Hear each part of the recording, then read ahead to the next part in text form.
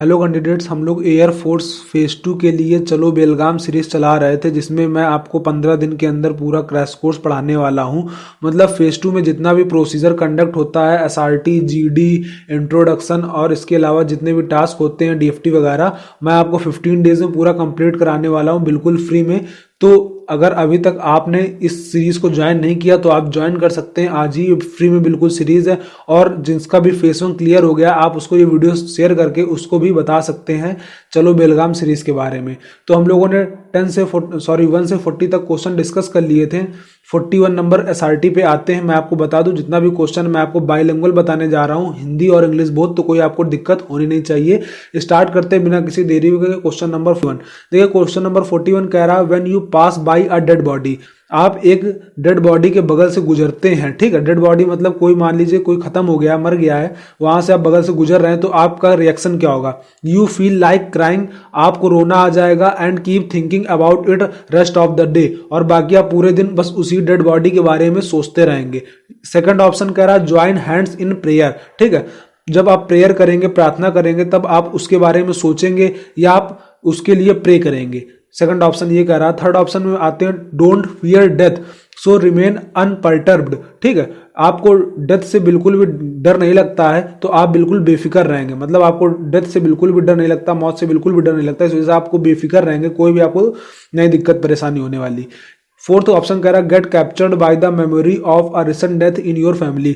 आपके परिवार में अभी किसी की हाल ही में डेथ हो गई थी, आपको उसकी याद आ जाएगी। ऑप्शन नंबर 4 ये कह रहा है। तो देखिए मेरे हिसाब से इसमें बेस्ट ऑप्शन जो है वो बेस्ट ऑप्शन बी है, ज्वाइन हैंड्स इन प्रेयर, ठीक है। आप हाथ जोड़कर भगवान से, अल्लाह से, ईश्वर से प्रार्थना करेंगे कि उसकी आत्मा को शांति दे। तो ऑप्शन बी इज करेक्ट, बाकी के ए, सी और डी गलत हैं, ठीक है।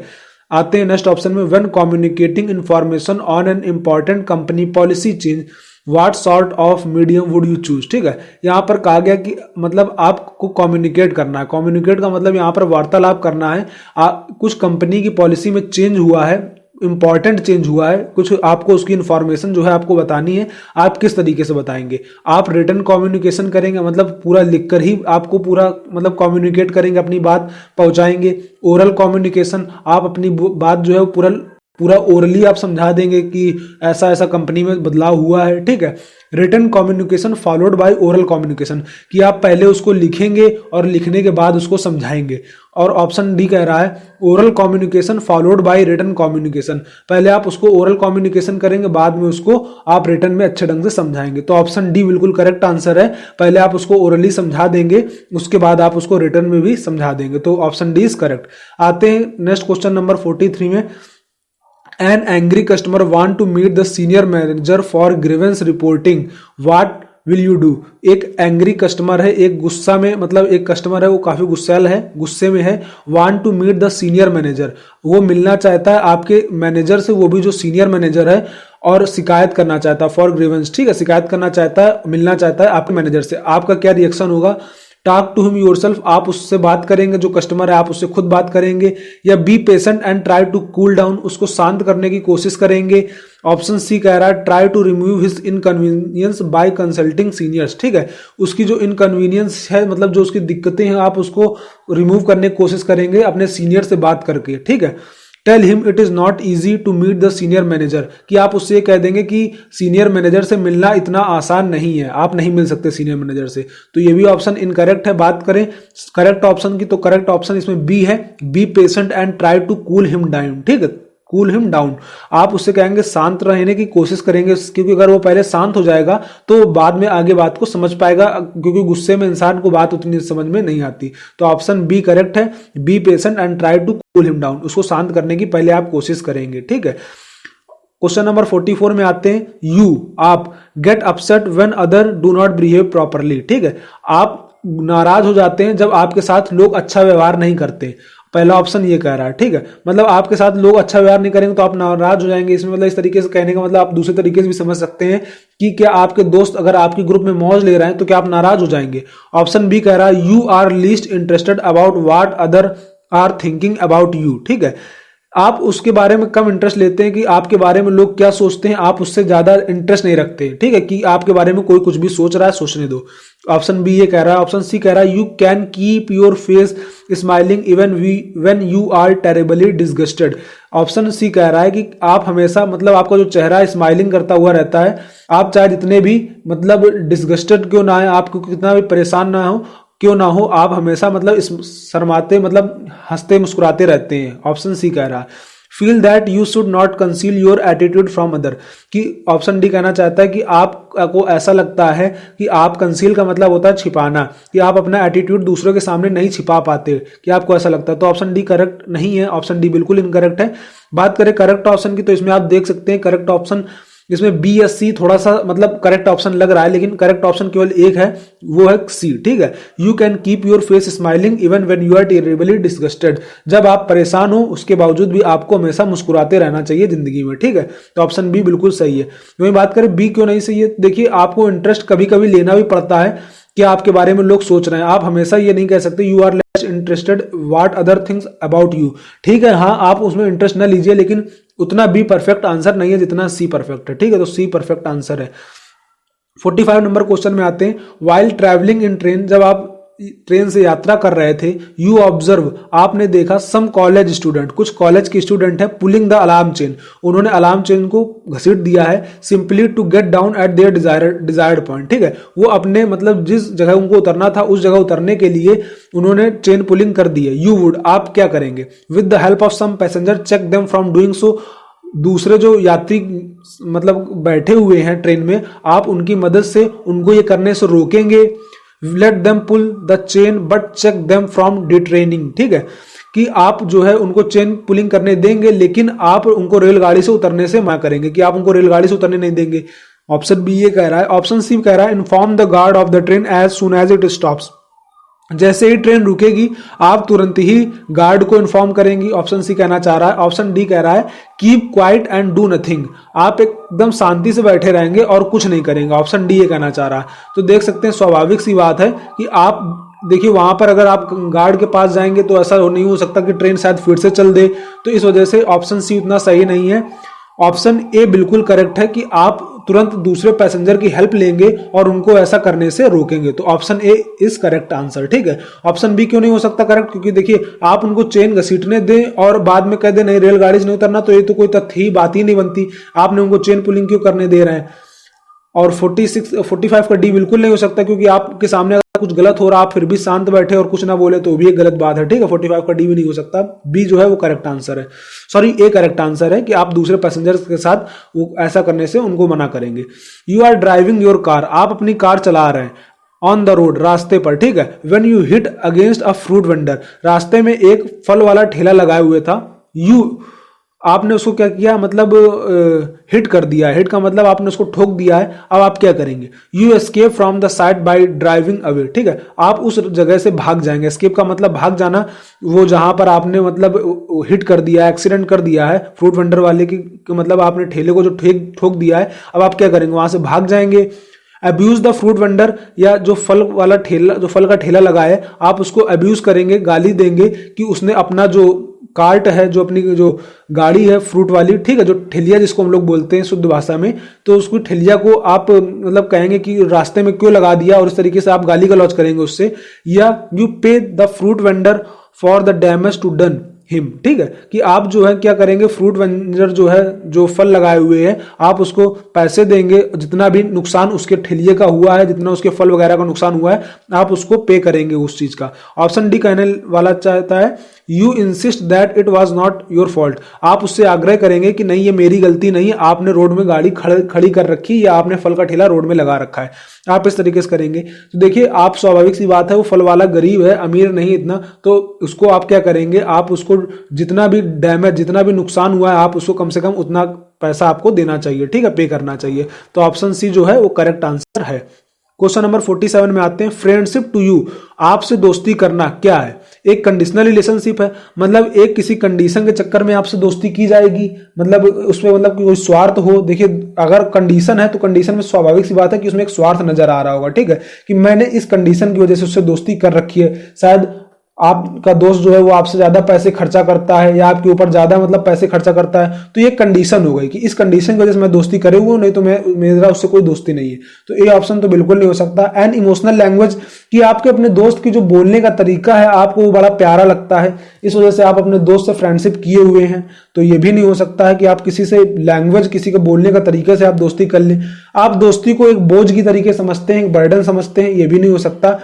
फ्रेंडशिप क्या आप समझते हैं? एंड अंडरस्टैंडिंग बिटवीन टू और मोर पीपल। देखिए बिल्कुल सही ऑप्शन है डी, कि जो फ्रेंडशिप है ये दो या दो से अधिक लोगों के बीच अंडरस्टैंडिंग है। म्यूचुअल कोऑपरेशन भी बोल सकते हैं हम लोग, दो लोगों के बीच का समझौता भी बोल सकते हैं, कि दो लोग जब अच्छे ढंग से अंडरस्टैंड हो जाएंगे, एक दूसरे की बात को, भावनाओं को समझेंगे, तो वही फ्रेंडशिप होती है। तो option D is correct answer. Option question number 48 में आते हैं, your family is going to your aunt house. ठीक है, आपकी जो फैमिली है वो आपके चाची के यहाँ घर जा रही है। Whom you do not particularly like, जिसको आप पसंद नहीं करते हैं। व्हाट वुड यू डू, आप क्या करेंगे? Stay at home and enjoy your self, आप घर पे रुकेंगे और अपना आपको एंजॉय करेंगे, मतलब घर पे रुक के आप एंजॉयमेंट करेंगे। या go to your aunt house but stay outside, आप अपने आंट के यहाँ जाएंगे तो लेकिन घर के अंदर नहीं जाएंगे, आप वहीं बाहर ही बने रहेंगे। तो ये भी बिल्कुल गलत ऑप्शन है कि आप जाएंगे लेकिन घर के अंदर नहीं जाएंगे, तो ये तो गलत बात हो जाएगी। Go to your aunt place and maintain a comfort level. ठीक है, देखिए आपको आंट पसंद नहीं है तो आप जरूरी नहीं कि उनसे बात करिए, आप आंट के पास जाइए, आंट के घर में जाइए, क्योंकि आपकी पूरे फैमिली मेंबर जा रही है। And maintain a comfort level, और एकदम कंफर्ट से, शांति से रहिए। ठीक है, तो ये ऑप्शन बन सकता है। बात करते हैं ऑप्शन नंबर डी की, try and convince your brother. Try का मतलब कोशिश करना और कन्विंस का मतलब मनाना। आप कोशिश करेंगे और मनाएंगे योर ब्रदर एंड सिस्टर, अपने भाई और बहन को, कि टू स्टे बैक, कि वापस आ जाओ, विथ यू, आपके साथ, as you can not stay back at home. ठीक है, कि आप उससे, अपने भाई या बहन से कहेंगे कि भाई चलो वापस चलते हैं, यहाँ पर हम लोगों को मजा नहीं आ रही, अच्छा नहीं लग रहा, इस तरीके से कहेंगे। तो देखिए अगर आपको जाना ही नहीं था तो आपको पहले जान गए, फिर उसके बाद अपने भाई बहन के साथ वापस आएंगे, तो ये भी नहीं सही है। ऑप्शन बी बिल्कुल नहीं, ऑप्शन बी भी नहीं सही है। बात करते हैं option C, go to your aunt place and maintain a comfort level. ठीक है, आप अपने आंट के घर जाइए और एकदम शांति से रहिए, ये एक अच्छा ऑप्शन है, क्योंकि देखिए आपकी पूरी फैमिली जा रही है, आप नहीं जाएंगे तो फिर वहां भी आप गलत कह जाएंगे। तो आप अपने आंट के यहाँ जाइए बिल्कुल, ठीक है, और एकदम कंफर्ट लेवल, एकदम शांति से रहिए। ठीक है, ये नहीं कि आप आंट के घर जाइए और उसके बाद बट स्टे आउटसाइड, लेकिन बाहर रुक जाइए, तो ये सब गलत बातें हैं। ठीक है, तो इस वजह से वो नहीं हो सकता। बाकी देखिए यार, मैं कोई थर्ड फोर्थ के बच्चे को तो लेक्चर समझा नहीं रहा हूं, आप खुद इतने समझदार हैं, मैं ट्रांसलेट कर रहा हूं, आपको खुद आंसर मालूम चल जाता होगा क्या है।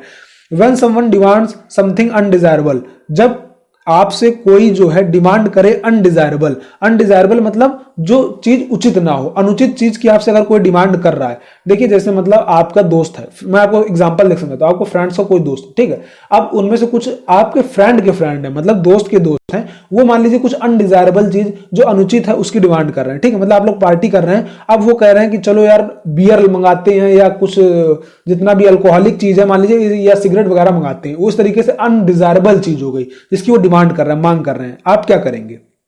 You always try to avoid the man, आप ऐसे लोगों से दूर रहना पसंद करेंगे। देखिए वो आपके दोस्त हैं, आपके दोस्त के दोस्त हैं, तो आप उनसे दूरी तो नहीं बना सकते कि यार ठीक है मैं कट लेता हूं। Neglect the person and leave the place, आप उनसे ध्यान नहीं देंगे, ऐसे लोगों के मतलब ऐसे दोस्तों के ऊपर ध्यान नहीं देंगे और आप वो छोड़कर जगह चले जाएंगे। तो देखिए आप जगह छोड़कर जाएंगे तो आपके दोस्त बुरा भी मान सकते हैं, तो ऑप्शन बी भी सही नहीं है। बात करते हैं you always try to explain your inability to meet the demand, ये ऑप्शन सही हो सकता है कि आप जो है क्या करेंगे, ऑलवेज ट्राई, हमेशा कोशिश करेंगे, टू एक्सप्लेन, समझाने की, your inability to meet the demand, कि आपकी डिमांड जो है, जो आपने मांगा है वो क्यों नहीं पूरी हो सकती, आप उसको समझाने की कोशिश करेंगे, ये आप कह सकते हैं। इस तरीके से मैं आपको बताता हूं कि जैसे कि मान लीजिए भाई मतलब अल्कोहलिक ड्रिंक नहीं लेते हैं या बियर नहीं पीते हैं, तो ये सब चीज आप अपना अकेले में कर लेना, यहां पर सब लोगों के सामने मत करो। ठीक है, तो ये ऑप्शन सी सही हो सकता है, क्योंकि देखिए मैंने आपको बताया कि आप उसको समझाने की कोशिश करिए कि आपकी डिमांड यहां पूरी नहीं हो पाएगी, क्योंकि हम लोग ऐसा नहीं करते। ठीक है, आते हैं ऑप्शन डी में। ऑप्शन डी कहना चाहता है try to teach him a lesson, आप उसको एक ऐसा पाठ पढ़ाएंगे so that he does not repeat the same behaviour, कि वो दोबारा मांगने की हिम्मत ही नहीं करेगा। मतलब आप उससे मारकूट करेंगे या आप उसको थोड़ा बहुत डांटेंगे कि जिससे वो दोबारा मांगने की हिम्मत ही नहीं करेंगे। तो यार देखो, जिसको बनना है बिगड़ना है, आपके डांटने से या आपके समझाने से, एक बार समझाने से कोई बिगड़ नहीं जाता, तो ये भी करना मूर्खता है। ऑप्शन सी बिल्कुल करेक्ट आंसर है। आप उसको समझाएंगे कि भैया देखो यार, हम लोग जो है ये अल्कोहल वगैरह, बियर, मैं आपको एग्जांपल देकर समझा रहा हूं, आप नहीं लेता हूं तो यार ये सब अभी मत करना, घर पे जाके करना, ठीक है। तो आप उसको बिल्कुल always try to explain your inability to meet the demand, इस वजह से आपकी डिमांड मैं पूरी नहीं कर पाऊंगा। तो ऑप्शन सी बिल्कुल सही है, ठीक है। आते हैं लास्ट क्वेश्चन आज का, question number 50। Suppose your friend visit your home on his way to office, ठीक है। सपोज का मतलब मानना है योर फ्रेंड, आपका दोस्त, विजिट योर होम, आपके घर आया, on his way to office, जब वो अपने ऑफिस जा रहा था तब वो आपके घर आया, आप क्या करेंगे? You would not do anything so that he is late, ठीक है। आप कुछ नहीं करेंगे क्योंकि वो लेट ना हो जाए ऑफिस के लिए। आप मतलब दोस्त आएगा बस हेलो हाय करके आप उस मतलब तुरंत उसको जाने देंगे कि वो लेट ना हो जाए। देखिए इस तरीके से अच्छा नहीं है कि आपका दोस्त आया और आप तुरंत उसको जाने दें। You will compel him to listen to your personal problem, कि जैसे वो आपके घर आएगा आप उस पर दबाव डालेंगे कि यार मेरी पर्सनल प्रॉब्लम सुनो, मेरे साथ ये दिक्कत है। तो ये भी ऑप्शन सही नहीं लग रहा है।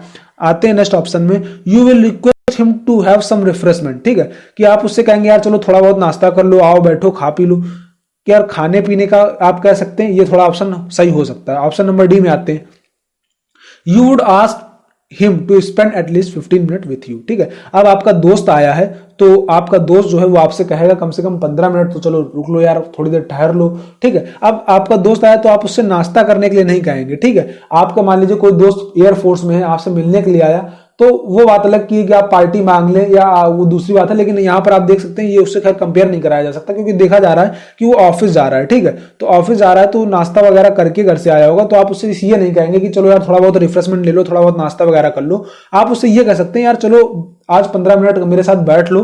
तो ऑप्शन डी जो है वो ज्यादा करेक्ट है, ठीक है। ऑप्शन सी इनकरेक्ट नहीं है, लेकिन इसमें आपको मैं बता दूं एसआरटी में यही प्रॉब्लम होती है, ए बी सी डी हो सकता है कभी कभी तो आपको चारों ऑप्शन लग रहा है कि चारों सही है, लेकिन जो ज्यादा बेस्ट होता है वो आपको टिक करना रहता है। इस वजह से आपको कंफ्यूजन नहीं होनी चाहिए। ऑप्शन डी ज्यादा सही है कि आप उससे कहेंगे 15 मिनट आओ बैठ लो, ठीक है। किसी से सीधे आप ये नहीं कहेंगे चलो नाश्ता कर लो, नाश्ता कोई इंपॉर्टेंट रोल नहीं है, रिफ्रेशमेंट कोई इंपॉर्टेंट रोल नहीं है, आपका बात करना या आपका मिलना ज्यादा इंपॉर्टेंट रोल है। तो इस वजह से आप उससे कोशिश करेंगे कि 15 मिनट कम से कम वो आपसे मिल ले। Option D is correct answer. Next video बहुत जल्द आने वाली है। अगर आपको वीडियो पसंद आई है थोड़ी भी, तो आप वीडियो अपने फ्रेंड्स को शेयर कर सकते हैं। लाइक सब्सक्राइब आपके ऊपर है, मन करिए मन ना करिए कोई दिक्कत वाली बात नहीं है, लेकिन आप शेयर जरूर कर दीजिएगा। तो अगर आपको मेरी मेहनत थोड़ी भी अच्छी लगी हो तो वीडियो को आप शेयर जरूर कर दीजिएगा अपने दोस्तों के साथ। जो भी फेस 2 के जितने भी ग्रुप वगैरह हो, व्हाट्सएप, टेलीग्राम, हर जगह आप शेयर कर सकते हैं। बाकी अगर आपको कोई डाउट है तो आप कमेंट बॉक्स में पूछ सकते हैं, कोई पर्सनल डाउट है तो आप इंस्टाग्राम में पूछ सकते हैं। तब तक के लिए जय हिंद, वंदे मातरम।